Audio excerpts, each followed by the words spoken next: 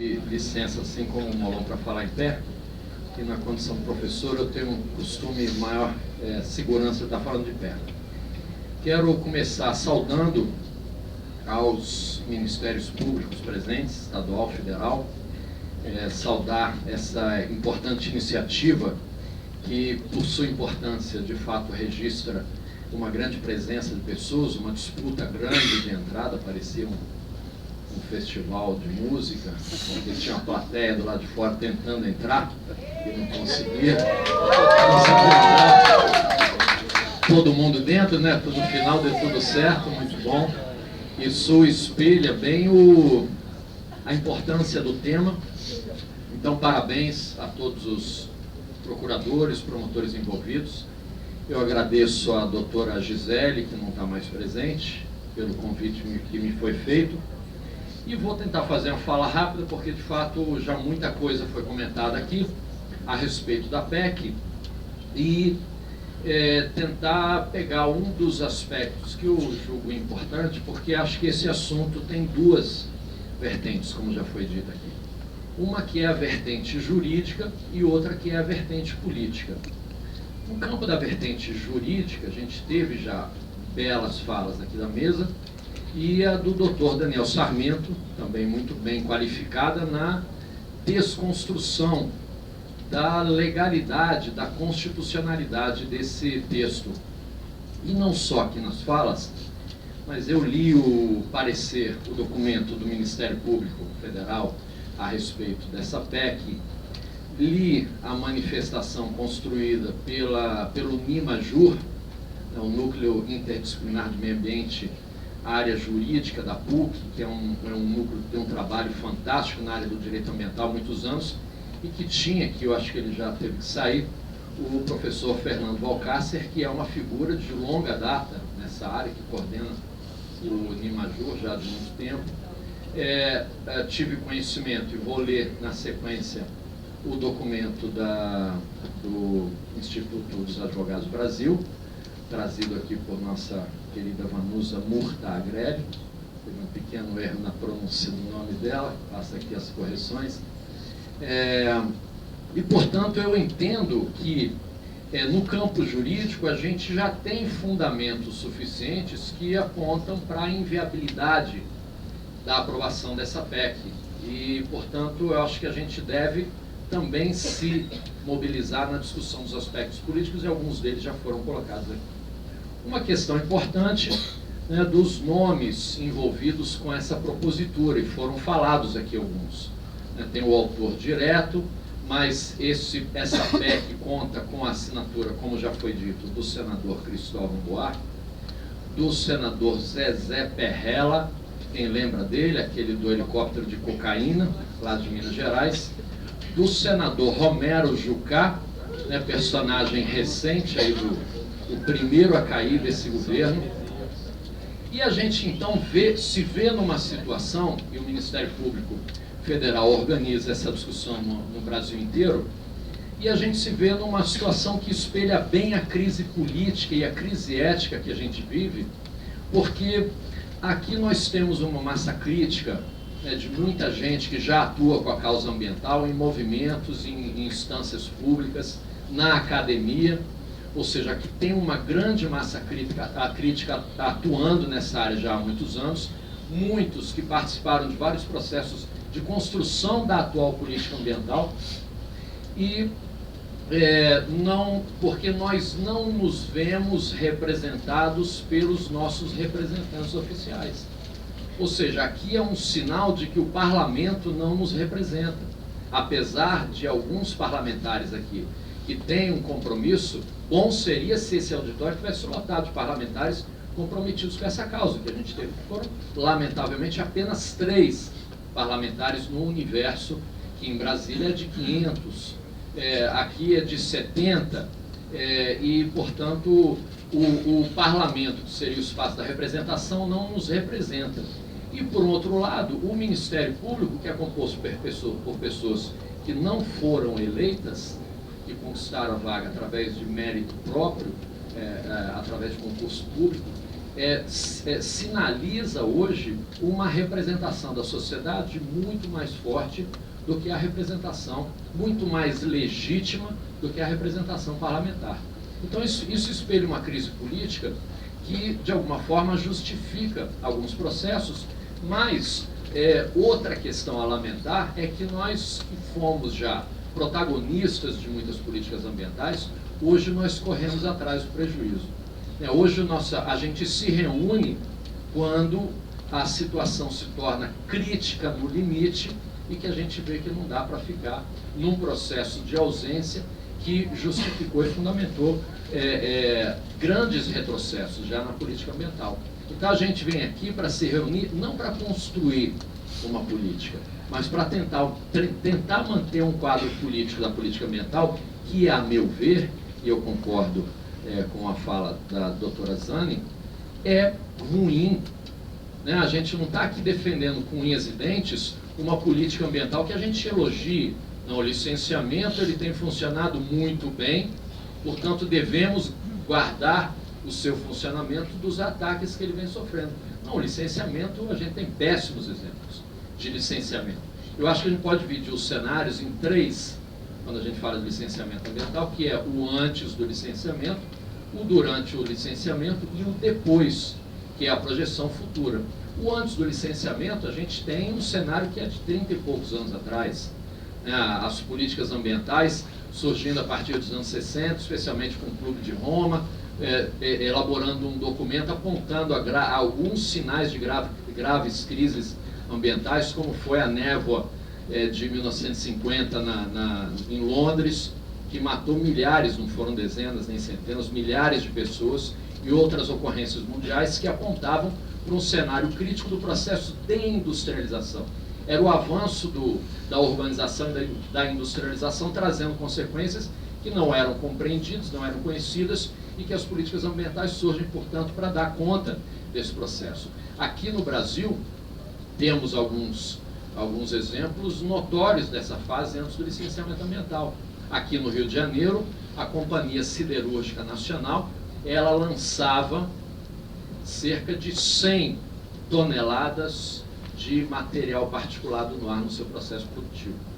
36 mil toneladas de matéria lançada no ar por ano. A chegada do licenciamento foi exatamente a mudança dessa perspectiva. O licenciamento conseguiu corrigir, em grande parte, a CSN e conseguiu dar um novo cenário para novas indústrias. Em São Paulo, Cubatão era conhecido como o Vale da Morte, porque de fato está localizado num vale próximo do Porto de Santos, e lá virou um acúmulo de indústrias que, em razão dos lançamentos de matéria ou energia no meio ambiente, criou uma situação de completos danos, não só ao meio ambiente, mas à saúde humana, provocando deformações genéticas em animais e em seres humanos. Cubatão se tornou líder mundial de casos de anencefalia, crianças nascendo sem cérebro, em grande escala. Então, antes do licenciamento, esse era o cenário. O licenciamento traz processos que corrigem essas questões, mas se a gente, dos órgãos ambientais, do Ministério Público, dos movimentos sociais, pararmos para analisar alguns casos, no cenário atual, com o licenciamento, com as deficiências que tem, nós temos vários casos de violação das regras de licenciamento para implantação de vários empreendimentos.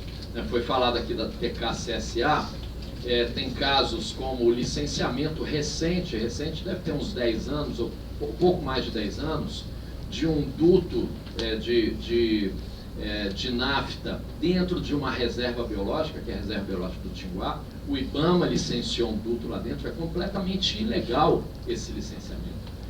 Uma grande fraude no licenciamento ambiental, que foi a aprovação da hidrelétrica de Barra Grande, no sul do país, que de fato foi uma fraude. Botaram no estudo de impacto ambiental informações fraudulentas a respeito da área objeto do lago da hidrelétrica, que eles se referiam como vegetação de capoeira, na verdade era uma vegetação em estágio clímax de araucária, que é uma vegetação extinta, só tem 1%.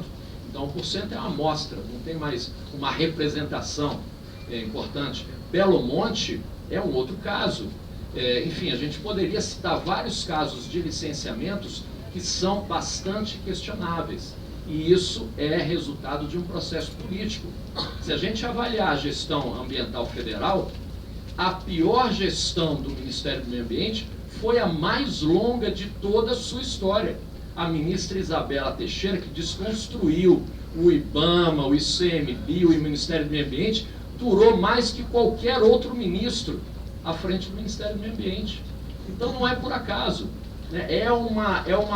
É um movimento político forte que na hora, mesmo nessa crise nossa de divisão entre aqueles que apoiam o governo que saiu e o governo que entrou, na hora da política ambiental, de alguma forma eles estão juntos, combatendo os avanços que a gente conquistou nas décadas de 80 e de 90. Portanto, nós estamos diante de um cenário que é muito ruim e o nosso papel, eu acho que a gente tem que refletir a respeito de conseguir, de alguma forma, reconstruir o cenário protagonista dessas pessoas. E como não temos, infelizmente, hoje uma massa organizada nos movimentos sociais que consiga fazer essa mobilização, como não temos hoje uma expressão política institucional tão forte na área ambiental que possa fazer essa mobilização, a gente tem que fazer um apelo ao Ministério Público Federal, ao Ministério Público Estadual, que avance nesse processo de mobilização, não só como reação, porque eu penso que a gente tem que mudar algumas questões do licenciamento ambiental. Agora, não é para, a meu ver, não é para acelerar o licenciamento, é para corrigir falhas, porque os estudos de impacto ambiental, eles são apresentados e são avaliados, mas eles não são monitorados. Eu desafio qualquer gestor ambiental que diga um único caso de um estudo de impacto ambiental que tenha sido monitorado após o licenciamento ambiental. Se torna letra morta, arquivado nas bibliotecas dos órgãos ambientais. Então nós temos que criar um mecanismo que aperfeiçoe o controle ambiental e não um mecanismo para facilitar o licenciamento ambiental.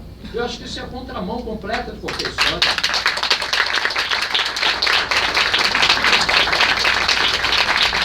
Nós já tivemos retrocessos no licenciamento ambiental muito graves, que passaram batidos. O maior deles está numa lei, que é na Lei 11.105 de 2005, a Lei da Política Nacional de Biossegurança. Ela já acabou com o licenciamento ambiental. Foi a primeira grande derrota nossa e passou batido. Ela liberou de licenciamento ambiental toda a produção de transgênicos. Nós temos no Brasil 50 milhões de hectares de área plantada com soja transgênica. Nenhum processo desse passou por licenciamento ambiental. A Lei da Política Nacional de Biossegurança criou uma anomalia chamada Comissão Técnica Nacional de Biossegurança, vinculada ao Ministério da Ciência e Tecnologia, que, de acordo com a lei, foi designada para dizer em quais casos que se passaria por licenciamento ambiental a produção, a pesquisa e a produção de organismos geneticamente modificados no país. Quais passaram? Nenhum. A Comissão Técnica Nacional de Biossegurança não aprovou para nenhum caso. São 50 milhões de hectares de soja, cerca de 30 milhões de hectares de milho, avançando a produção de algodão transgênico e outros que estão na fila de aprovação. Nenhuma delas passou por licenciamento. Apesar do voto do IBAMA dentro da comissão favorável ao licenciamento, por entender que essa produção oferece riscos ao meio ambiente, e da votação do voto da Anvisa, que considera que essa produção pode trazer riscos para a saúde humana. Então, apesar do alerta dos riscos ao meio ambiente e da saúde humana, o que mobiliza a CTN-Bio não é o meio ambiente, não é a saúde humana, é a economia, é o capital transnacional que domina a produção agrícola brasileira. Então a gente está tendo um comando político desenvolvido pelo capital, que está dando o tom dentro do parlamento, que está dando o tom dentro das estruturas do executivo e que está avançando sobre a diversidade biológica brasileira e nos deixando reféns de correr atrás dessa agenda negativa. Portanto, já concluindo, foi chamada a atenção, então, os aspectos jurídicos dessa PEC, e foram apresentados outros projetos de lei, e tem projetos na Câmara dos Deputados, como foi apresentado aqui o projeto 1500 e alguma coisa, de 2015, tem projeto do deputado Luciano Zica, que é do PT, que é um projeto que não é bom para o licenciamento, tem projeto de um outro deputado do PMDB, que também não é bom para o licenciamento, mas foi falado aqui do projeto de lei número 654 de 2015, do Senado, mas tem um detalhe, doutora, que não foi falado aqui, que eu acho importante que a gente chame a atenção. Alguns detalhes. Um deles, quem é o autor do projeto de lei 654 de 2015, projeto do ano passado? É o senador Romero Jucá, mais uma vez. Esse projeto eu consultei essa madrugada para saber qual a situação dele, e o que me assustou, doutor Renato, é que esse projeto ele está, desde o dia 31 de março, pronto para ir à votação em plenário. A gente está discutindo uma PEC que passou pela Comissão de Constituição e Justiça, que ainda passaria por outras comissões. O Molon trouxe uma informação dizendo que ele vai voltar para a Comissão de Constituição e Justiça. Agora, esse PL do Romero Jucá, ele pode ser votado a qualquer momento, no plenário do Senado. Não é comissão mais não, ele já passou por todas as comissões, e o que ele faz? Ele vulgariza a figura da utilidade pública, que aparece na Lei de Proteção à Vegetação Nativa, essa lei nefasta que revogou o Código Florestal e que coloca as condições de intervenção em áreas de preservação permanente como utilidade pública, interesse social e baixo grau de impacto. A utilidade pública é colocada nesse projeto nivelando todo tipo de obra pública. Então ali está colocado, toda a obra pública é, por natureza, de utilidade pública, portanto não tem mais discussão sobre intervenção em APP nos casos concretos. A prova já generaliza. Ela cria uma licença única para os empreendimentos públicos também, chamados estratégicos. Cria uma modalidade de licenciamento que exclui o estudo de impacto ambiental e agiliza o licenciamento no sentido de botar uma única licença para obras de infraestrutura. E coloca também essa outra aberração de que o silêncio nesses prazos exíguos do órgão ambiental levam à aprovação do projeto. A resolução do CONAMA, que está em discussão, proposta pela ABEMA, Associação Brasileira de Estados e Meio Ambiente, espelha também bem que os estados brasileiros, as suas representações ambientais, porque a ABEMA é a representação da Secretaria do Meio Ambiente, elas é que tomaram a iniciativa, com o apoio do Ministério do Meio Ambiente, para tramitar um projeto de resolução que revoga a 01 de 86 e revoga a 237 de 97. E ela vai dizer, ela vai esvaziar os empreendimentos sujeitos a estudo de impacto ambiental, porque hoje, bem ou mal, nós temos o artigo 2º da resolução 01, que lista os empreendimentos que obrigatoriamente devem se submeter ao estudo de impacto ambiental. Esse projeto de resolução zera, não aparece mais nenhum empreendimento, e eles determinam que fica a critério dos órgãos ambientais dizerem quando será exigido o estudo de impacto ambiental. Então a gente está sendo minado por todos os lados. E eu acho que a gente deve aproveitar essa massa crítica não só para barrar a PEC, não só para barrar o projeto do Romero Jucá, não só para barrar a nova resolução que querem aprovar no CONAMA, mas eu acho que a gente deve aproveitar para elaborar um projeto que preveja as melhorias que nós sabemos que o licenciamento precisa passar. Nós devemos indicar as formas de aperfeiçoar o licenciamento, e eu tomo a liberdade para dizer, não do ponto de vista do empreendedor. Eu acho que o empreendedor deve se representar também para discutir o seu ponto de vista. Agora, eu como analista ambiental do Instituto Chico Mendes, eu como professor de Direito Ambiental, eu quero fazer a discussão no ponto de vista da proteção do meio ambiente. E o empreendedor que se represente diretamente para discutir os seus interesses. Eu quero atuar na defesa do meio ambiente e acho que a gente deve fazer essa mobilização. Então, parabéns pela iniciativa e que a gente esteja daqui com uma agenda positiva e consiga melhorar ao invés de só reagir às provas da legislação. Muito obrigado.